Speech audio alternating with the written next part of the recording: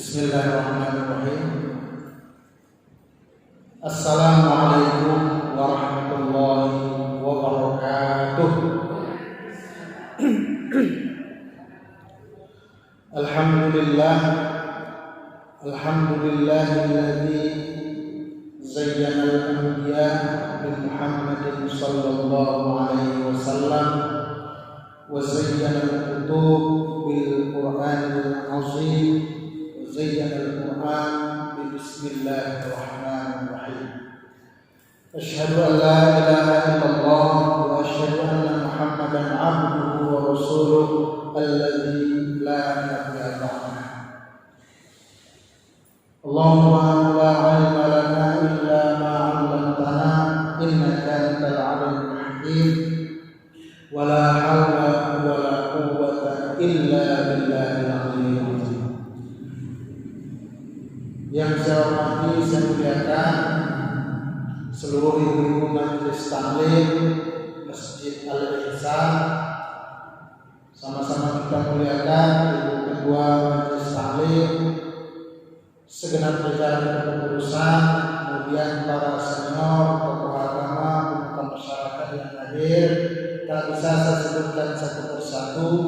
Mudah-mudahan kehadiran kita di sini Allah hadirkan ketenangan dalam diri kita, keberkahan dalam hidup, kebahagiaan baik dunia maupun akhirat. Amin ya rabbal alamin. Ibu-ibu yang saya muliakan, kajian kita sore ini tentang apresiasi Islam terhadap kaum wanita. Apresiasi itu penghargaan.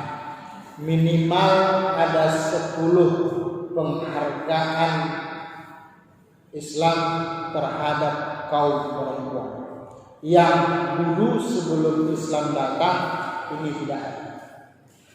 Kalau kita baca sejarah bagaimana orang-orang terdahulu Yunani, Romawi, Persia, Arab jahiliyah sebelum Islam datang memperlakukan wanita itu sangat rendah, dimarginalkan sekali, disepelekan, dilecehkan, dan peran mereka tidak dihargai. Setelah Nabi Muhammad datang, setelah Islam lahir, maka harkat martabat perempuan itu dimuliakan. Yunani kuno itu memperlakukan kaum wanita itu seperti budak. Itu Yunani kuno zaman dahulu. Sedangkan Persia melakukan perempuan itu seperti orang yang tak berharga. Kalau dia pasangan suami istri bersalah bunuh. Begitu itu Bu. Asal bersalah istrinya bunuh. Kalau Islam tidak, beri nasihat. Kalau tak ada perubahan setelah diberi nasihat, pisah ranjang. Kalau tak juga ada perubahan, pukul yang memberi pelajaran, bukan pukul penyiksaan, bukan pukul melecehkan, tidak, tapi memberi pelajaran. Itu aturan Islam. Tapi Persia tidak, asal istrinya bersalah bunuh, tak cocok bunuh. Begitulah rendahnya kaum perempuan pada zaman itu. Sedangkan Arab jahiliyah itu melakukan perempuan, bagaimana mereka bertindak, berlaku, berhadap kepada perempuan, memang tidak beradab. Arab jahiliyah, perempuan itu tidak dapat waris, ibu-ibu tak dapat waris. Tetapi setelah Islam datang, wanita itu dapat waris. Mereka zaman dahulu, kaum perempuan tidak dapat waris dan bisa diwarisi. Bisa diwariskan, manusia bisa diwariskan. Itu terjadi kepada kaum perempuan. Bahkan Arab jahiliyah itu boleh poliandri namanya itu, suami istri dengan suami yang lebih dari satu. Poliandri namanya itu. Dulu zaman jahiliyah itu boleh untuk perempuan. Di si A, dia di si A istri pertama, di si B istri kedua, disici istri ketiga, tapi setelah Islam datang itu tak boleh, tak dibenarkan dalam ajaran Islam. Nah, maka pada kesempatan ini bersyukurlah kita terlahir sebagai umat Nabi Muhammad Sallallahu Alaihi Wasallam, karena setelah Nabi datang kaum wanita itu dimuliakan. Apa kemuliaannya? Yang pertama, penamaan surah secara khusus dalam Al-Quran. Surah apa, Bu? Surah An-Nisa. Sehebat-hebat laki-laki, tak ada dalam Al-Quran surah Ar-Rijal. Tak ada. Bahasa Arab laki-laki itu kan Ar-Rijal. Sedangkan bahasa Arab perempuan An-Nisa. Di Al-Quran surah yang keempat ada An-Nisa. Sedangkan di Al-Quran 114 surah yang ada di Al-Quran, satu pun tidak ada Ar-Rijal. Mulai dari Al-Fatihah, Al-Baqarah, Al-Imran, Al-Maidah terus ke atas sampai ke An-Nas ke atas itu. Jadi satu langkah sudah dimuliakan seorang perempuan tersebut. Satu. Yang kedua, dalam diri seorang wanita itu ada nama Allah, ada Asmaul Husna yang disebut dengan Ar-Rahim. Rahim. Ada ibu dengar laki-laki punya rahim, Bu? Nggak ada kan? Rahim itu milik perempuan. Apa arti rahim? Penyayang. Penyayang itu perempuan. Serepet-repetnya perempuan dengan laki, serepet-repetnya dia dengan anak, dia tetap sayang dengan keluarganya. Merepet sambil buat kopi. Pernah enggak itu? Merepet dengan laki itu kopinya dibuat juga. Merepet dengan anak sambil menyuci pakaian anak. Direpet dia, tapi pakaiannya dicuci, pakaiannya digosok. Merepet sambil memandikan anak. Jadi perempuan itu memiliki ar-rahim, memiliki kasih sayang. Maknanya apa, Ustaz? Nah, ini contoh nih. Misalkan menikahlah seorang laki-laki dengan seorang perempuan. Berjalan waktu, Allah anugerahkan kepada mereka 3 orang anak. Anaknya yang 3 nih, Bu, lalu entah apa sebabnya meninggal suami anak 3. Ini kira-kira anak yang 3 nih dirawat istri dengan baik atau dikasihnya dengan orang? Dirawat. Hidup sesusah apapun, anak yang 3 ini tak akan dia berikan kepada orang lain. Kenapa? Karena ada dalam dirinya Ar-Rahim, sifat penyayang tadi. Tapi coba dibalik. Andai yang meninggal laki-laki punya 3 orang anak, tak usah menunggu sebulan. Tengok aja 2 minggu, seminggu setelah meninggal istri, anaknya dari entah kemana pergi. Anak yang pertama pergi ke Papua Nugini sana, dibawa abangnya. Anak yang kedua di Aceh Tenggara, dibawa saudaranya. Anak yang ketiga titip sama tetangga. Dia melalak tak kemana-mana. Itulah laki-laki. Maka benar apa yang diceritakan dan disampaikan, Ar-Rahim itu adalah milik seorang perempuan, milik seorang ibu. Dalam diri seorang wanita ada Asmaul. 2. Yang ketiga, Bu, keistimewaan perempuan yang diceritakan dalam Al-Quran, ayatnya ada dalam Al-Quran, kesetaraan dalam ibadah. Jadi laki-laki dan perempuan dalam hal ibadah sama. Kesetaraan dalam ibadah, tidak dibeda-bedakan. Apa dalilnya, Ustaz? Surah An-Nahl ayat 97. An-Nahl 97. Apa Allah katakan? Man amila salihan min zakarin au unsa. Nah, ini kalimatnya. Siapa yang beramal baik, baik dia laki-laki ataupun perempuan. Zakarin artinya laki-laki, unsa artinya perempuan. Kata Allah, man amila salihan min zakarin au unsa. Siapa yang beramal soleh, melakukan ibadah, melakukan kebaikan, baik dia laki-laki dan perempuan, wa huwa mu'minun, dan dia dalam keadaan beriman kepada Allah, falanuhyiyannahu hayatan thayyibah. Kami akan berikan kepada mereka kehidupan yang baik. Yang perlu kita garis bawahi di sini adalah zakarin au unsa, laki-laki dan perempuan. Artinya apa? Dalam hal ibadah ada kesetaraan. Ustaz, kami tak ada sholat Jumat, laki-laki ada. Ibu kalau mau dapat pahala Jumat, Bu, siapkan peralatan suami, perlengkapan suami untuk sholat Jumat. Kita dapat pahala sholat Jumat. Pagi itu cuci sandalnya. Biasa pakai sandal jepit, jangan pakai sandal mahal-mahal, jangan pakai sandal yang 4 juta tuh, hilang itu. Ibu kan? Saya baru beli sandal di mall mahal, saya pakai sholat di daerah sini. Saya sholat di keluar dari masjid habis sholat Jumat, hilang sandal baru. Cantik pula, orang yang menengoknya orang suka.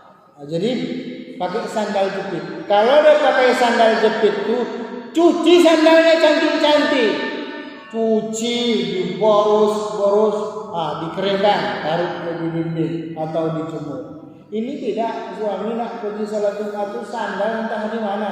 Pergi ke depan tak ada sandal, pergi ke belakang tak ada sandal. Ada sandal kiri dua-dua, atau ada sandal kanan dua-dua, atau ada sandal kotor yang minta ampun. Nak pergi itu merepet lah.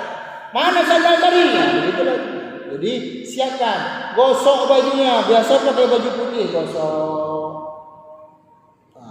Dan motivasi suami ibu biar datang sholat Jumat di awal waktu. Motivasi dia. Kalau abang cepat pergi, nanti pulang buatkan kopi 1 galon. Itu mantap tuh. Banyakan. Pokoknya motivasi lah.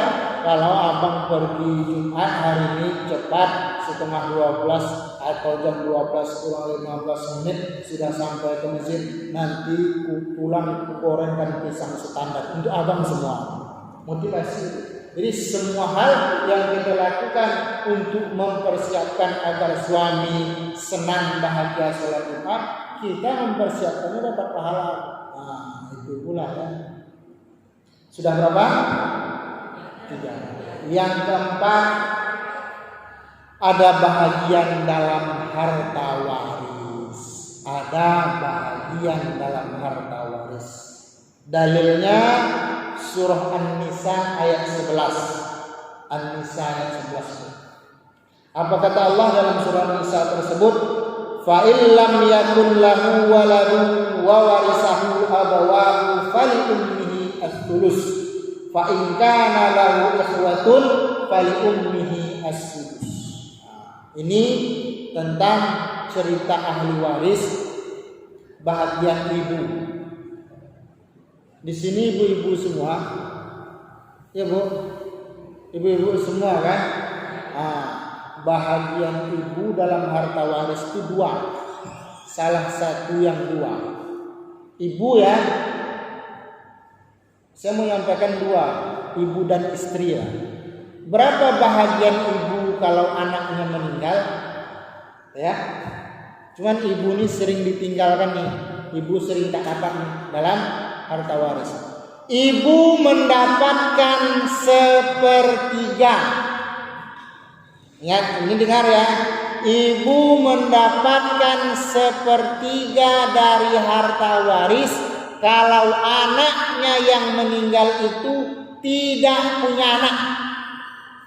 Contoh, anak ibu menikah, anak ibu laki-laki menikah dengan seorang perempuan, Allah takdirkan tidak punya keturunan, tahu-tahu tak apa sebabnya meninggal anak kita atau anak siapa lah contohnya, maka bahagian ibu dalam harta waris tersebut sepertiga.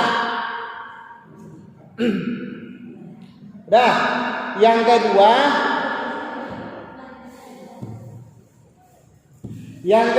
ibu dapat 1/6 kalau anaknya yang meninggal punya anak. Gampang bu mengingatnya. Bahagian ibu itu cuma 2, kalau tak 1/3, 1/6. Sudah, ingat bu. Ingat-ingat santai aja ya. Bagian ibu kalau tak 1/3, 1/6. Dari mana dapat Ustaz? Al-Quran yang bilang surah An-Nisa ayat 11. Bahagian istri. Bahagian istri itu salah satu dari yang 2. Istri itu kalau tidak 1/4, bahagiannya 1/8. Ibu sebagai istri, maaf, ada seorang wanita menikah dia dengan seorang laki-laki 20-30 tahun setelah menikah, lalu suaminya meninggal, istri tersebut bahagiannya 2.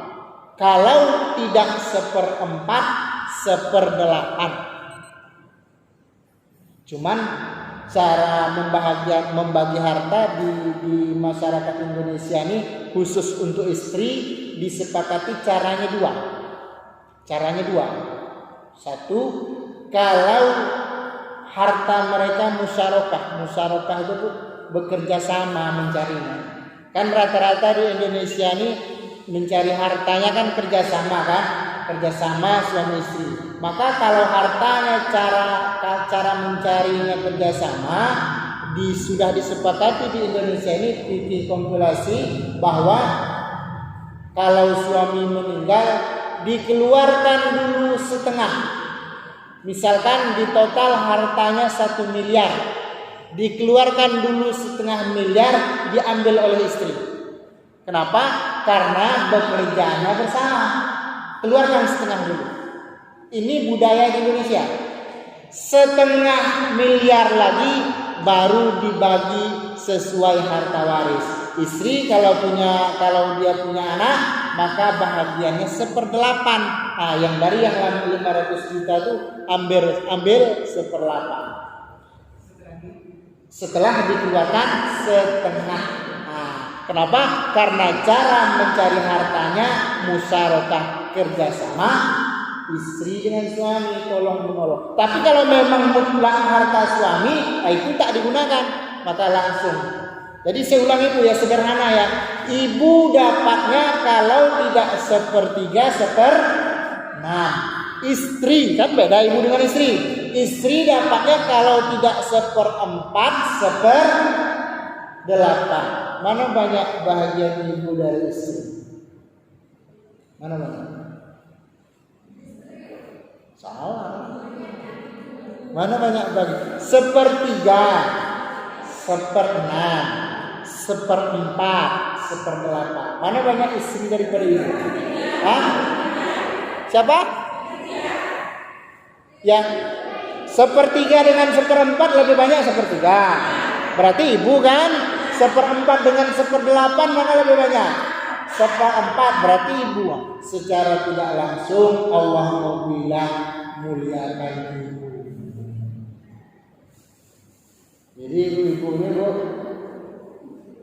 jangan menjadi pemutus hubungan silaturahim antara anak dengan orang tua. Dulu belum nikah kita dengan dia baik hubungannya dengan ayah dengan ibunya. Setelah menikah kita dengan dia, porak-poranda hubungan silaturahim mereka. Suami kita itu tak lagi teguran dengan ayahnya, suami kita itu tak lagi komunikasi dengan ibunya, suami kita itu sudah memutuskan hubungan keluarga. Itu tak baik, tidak baik. Jangan gara-gara kita putus hubungan silaturahim antara orang tua dengan anak. Jadi dalam Islam perempuan dapat waris kan? Dulu sebelum Islam datang, perempuan wanita itu tak dapat waris. Sekaya apapun orang tuanya, ayahnya, namun anak perempuan tak dapat waris. Dan yang paling lebih menyengsarakan lagi, bisa pula diwariskan. Ini yang tak dibenarkan dalam Islam. Yang kelima, berinteraksi kepada wanita dengan baik. Pasangan, hubungan rumah tangga, suami istri, suami hendaklah berinteraksi dengan baik. Apa bahasa interaksi? Kalau bicara komunikasi baik-baik. Apa dalilnya Ustaz? Dalam Al-Quran surah An-Nisa ayat 9. Ayat 19 An-Nisa ayat 19 ada potongan ayat wa ashiruhunna bil ma'ruf, dan pergaulilah istrimu dengan baik. Bersikap lembutlah dengan istri. Disuruh suami itu lembut dengan istri. Cuman sekarang yang terjadi banyak suami yang lembut, istrinya pula tak lembut. Itu yang terjadi banyak sekarang. Istrinya pula tak lembut. Bicara baik. Jadi suami yang baik itu sederhana, Bu.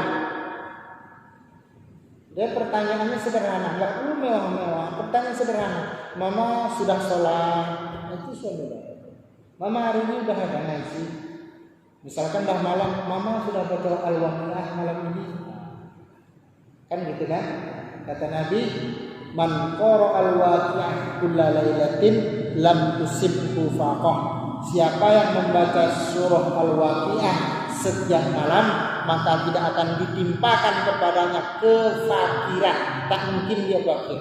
Jadi membaca surah Al-Waqi'ah setiap malam itu amalan para sahabat Nabi saja, Bu, mengamalkannya, maka kita juga baik mengamalkannya. Jadi rumah tangga yang sudah membiasakan surah Al-Waqi'ah, mungkin dia bisa tanya dengan istri, bisa tanya dengan suami, Papa udah baca Al-Waqi'ah malam ini? Kan Bu, lembut. Atau suami balik nanya, Mama sudah baca Al-Waqi'ah? Mama sudah makan? Itu kan bagus tuh, lembut. Walaupun yang masak istri. Uang belanja Mama yang minggu kemarin 10 juta itu udah habis, Mak. Wajib habis, kalau tidak nanti Papa marah. Papa tampar nanti Mama kalau nggak habis 10 juta satu minggu. Itu suami yang baik tuh. Baik. Cuman masalahnya nggak ada yang semodel itu, Ustaz. Ada ibu-ibu di sini seminggu 10 juta. Kalau ada minta nomor handphonenya lah.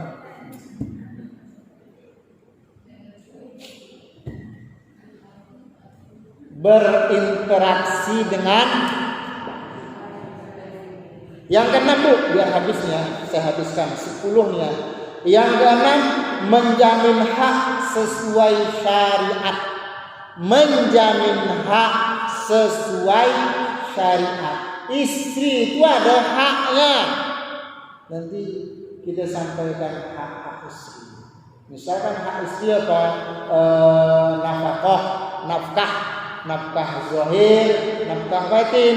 Nafkah batin itu apa? Kebutuhan biologis. Nafkah batin itu apa? Kebutuhan ilmu pengetahuan. Nah, ini ibu-ibu datang ini kan diizinkan suami kan?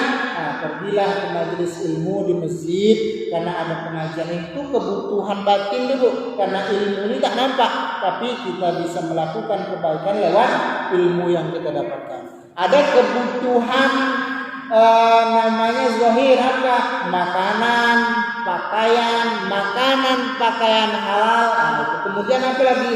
Kebutuhan memperhias diri. Itu nafkah dulu. Kebutuhan memperindah diri biar kelihatan cantik di hadapan suami, selalu bersih, selalu wangi. Itu harus suami siapkan. Karena kata sahabat Nabi Abdullah bin Abbas katakan, Inni la azayyanu li imra'ati. Inni la atazayy. Apa bahasa Arab kalimat? Sesungguhnya aku berhias untuk istriku kama tatazayyanuli, sebagaimana istriku berhias untukku. Jadi istri harus kelihatan cantik di hadapan suami, suami harus kelihatan tampan, bersih, ganteng di hadapan istri. Itu yang dilakukan sahabat terdahulu. Jadi suami siapkan biaya. Dan perlu saya sampaikan, cantik itu sebabnya dua, Bu. Satu dari sananya, memang dari sana. Tak pun bermakeup memang cantik ya. Yang kedua dari dananya, dari sananya dan dari dananya. Jadi kalau istri itu tak cantik dari sananya, cantik dan dia dari dananya. Berapa biaya perawatan selama sebulan? Tak usah banyak, 12 juta itu cukup. Cukup Bu, 12 juta Bu. Lebih sedikit lah.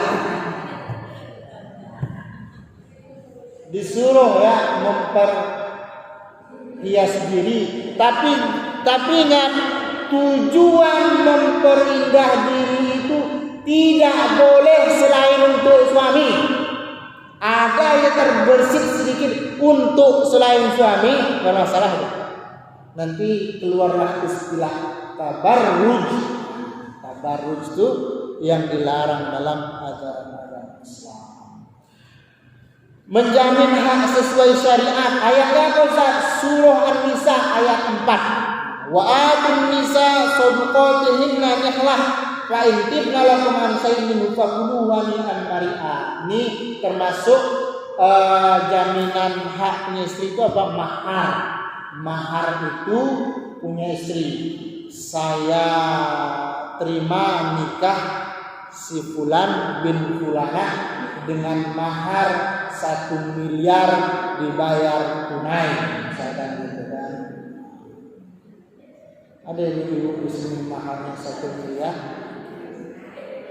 Contoh aja nih. Mudah-mudahan anak-anak ibu nanti mahar 1 miliar. Dah. Oh, oke. Jadi yang 1 miliar sebagai mahar ini mutlak milik seorang istri. Andai sudah menikah, terjadi kesulitan dalam rumah tangga, lalu suami ingin meminjam uang kepada istrinya dan istrinya tak beri, dia tak berdosa. Kenapa? Karena hak mutlak seorang istri. Cuma laki-laki ini hebat ya Bu. Bukan laki-laki namanya kalau dia tidak bisa menaklukkan wanita dengan kata-kata. Dirayunya istrinya, minjamlah papa, tidak banyak-banyak, cuma suruh. Tak boleh kata istrinya. Itu tak apa-apa tuh Bu. Belum selesai cakap suami itu dah tahu istri itu tak minjam duit, tak boleh katanya. Cuman andai pun tak boleh, andai pun tak dikasih, beradablah dengan suami. Bukan apa-apa. Papa dah sering, cuma tak balik. Berapa Bu? 6 ya. Yang ketujuh. Yang ketujuh, larangan menelantarkan istri meski sudah bercerai. Mantan istri jadinya. Itu indah di Islam. Walaupun sudah bercerai, tapi tak boleh ditelantarkan. Talak 1, talak 2, istri itu tak boleh meninggalkan rumah. Kecuali memang terjadi kesalahan yang fatal. Perselingkuhan misalkan. Di rumah laki itulah dia berselingkuh. Itu memang istri boleh keluar. Bahkan disuruh keluar silakan. Tak boleh. Saya ulangi nomor 7 tadi. Larangan menelantarkannya mesti sudah bercerai. Contohnya apa? Dia ceraikan istrinya sedang hamil. Boleh menceraikan istri sedang hamil, boleh, tapi hukumnya haram dan cerainya sah. Seorang suami mentalak istrinya sedang hamil, talaknya jatuh. Tetapi perbuatannya berdosa, menzolimi istri. Istri tetap dapat biaya kehidupan sehari-hari. Kenapa? Karena dia sedang hamil. Jadi walaupun sudah bercerai, nafkah tetap harus diberikan. Itu indah Islam. Apalagi misalkan nafkah memberikan imbalan jika menyusukan anak, sudah bercerai. Lalu karena lahir anak atau perceraian itu anak dalam usia yang mesti disusukan, anak umurnya 8 bulan, anak umurnya 1 tahun, sedangkan paling sempurna menyusukan anak haulaini kamilaini 2 tahun. Maka sisa 1 tahun itu suami harus memberi hadiah upah ujratul misli karena anaknya sudah disusukan oleh mantan istrinya. Begitu Bu. Kemudian yang perlu saya sampaikan bahwa kewajiban nafkah itu adalah kewajiban suami, kewajiban orang tua. Maka andai bercerai lagi dengan perempuan, punya 2-3 orang anak, sampai kapanpun anak ini wajib mendapatkan nafkah dari ayah. Cuman kan di tengah masyarakat tak seperti itu tuh Bu. Andai bercerai, itu bulan pertama dikasihnya belanjanya, bulan kedua dikasihnya, tahun pertama dikasihnya. Dengarnya istrinya dah menikah, anak ini tak lagi dia. Padahal kan nafkah itu kewajiban seorang ayah. Bunga Citra Lestari udah habis udahnya, bukan? Bu Mega tahu tuh Bunga Citra Lestari. Kemarin saya sempat juga ini mau coba-coba lah kan, cuman saingannya kurang. Ariel Peter Pan, Ariel Noah tak jadi masuk. Yang sedang dalam iddah nih Claudia Sintabella, itu lagi cari-cari nomornya.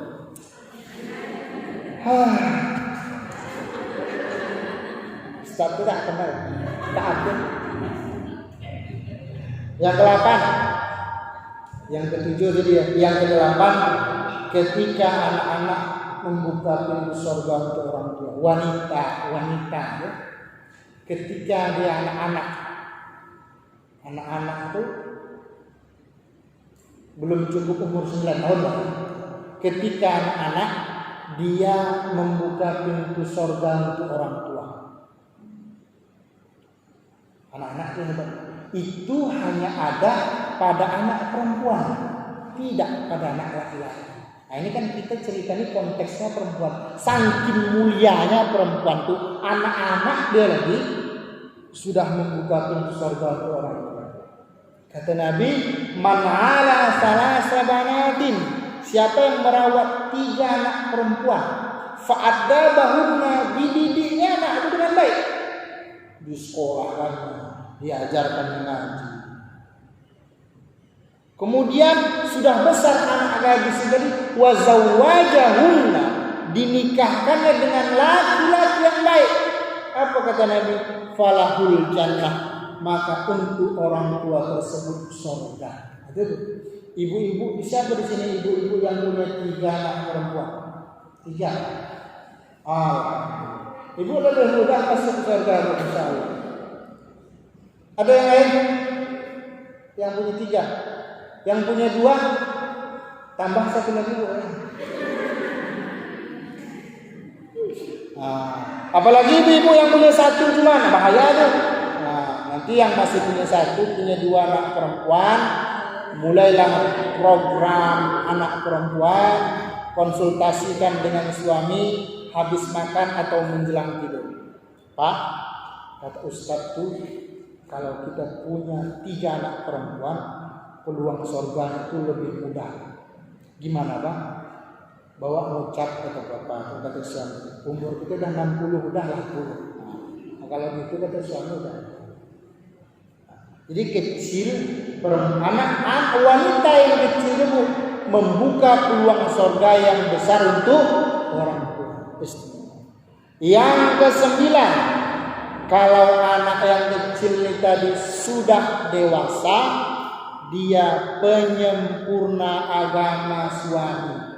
Setengah agama laki-laki itu ada pada diri seorang perempuan. Setengah.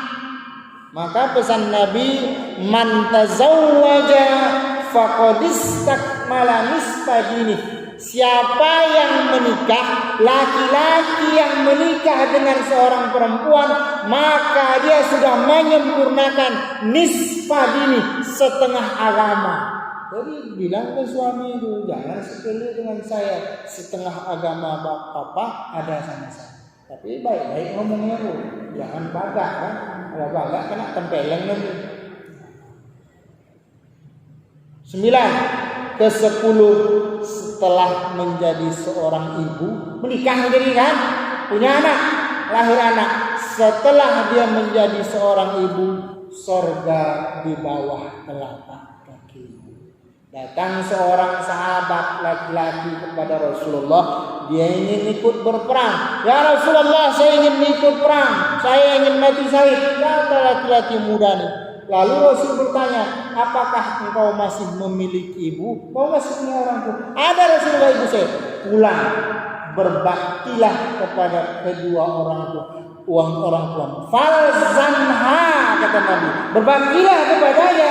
Fa innal jannata tahta qadamaiha.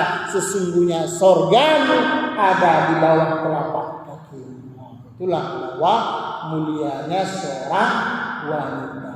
Ini 10 keistimewaan perempuan. Dan ibu-ibu sekalian, kalau kita baca pun sejarah, ternyata orang yang pertama disolatkan Nabi, solat gaibkan Nabi itu perempuan. Solat gaib tahu bu? Solat yang mayatnya tak ada di hadapan. Mayatnya itu sudah dikebumikan, atau mayatnya di Medan, kita di sini kita ingin sholat gaib.